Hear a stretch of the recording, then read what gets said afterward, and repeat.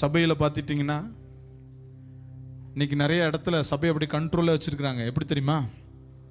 ஏய், உனக்குள்ள ஒரு பில்லி சுனிய கட்டு இருக்கு, யாரோ தகடு வச்சுருக்காங்க அப்படின்னா அந்த ஆத்மாவை சர்ச்சுக்கு வான்னு சொல்ல வேண்டியதே இல்லை.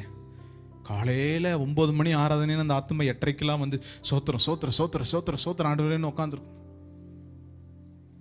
உனக்கு யாரோ மாய மந்திரம் பண்ணிட்டாங்க, உன்னுடைய பாவம், உன்னுடைய சாபம், உன்னுடைய மூதாதையருடைய சாபம் உன்னை துரத்திட்டு இருக்கு அப்படின்னு சொன்ன அப்படியே இதற்காக நீ இதை செய்யணும் அதை செய்யணும். கடந்த வாரத்தில் பேசிட்டு இருக்கும்போது ஒரு சில காரியம் சொன்னாங்க. ஒரு சில பேர் பண்ற காரியத்தை ஒரு இப்படிதான் இருக்கணும்னா அப்படிதான் இருக்கணும், இதுக்கு இவ்வளவு பே பண்ணணும்னா அவ்வளவு பே பண்ணாதான் உனக்கு விடுதலை அப்படின்னா இந்த ஆத்மா அப்படியே பயந்தே இருக்கு. ஆனா ஆண்டவர் சொல்றாரு, நியாயப்பிரமாணத்தின்படி அல்ல, நான் என்னுடைய ரத்தத்தை ஒரே தடவை சிந்தினது என்னன்னா நீ என்றைக்கும் நீ ஆசாரியனா இருக்கும்படியாக.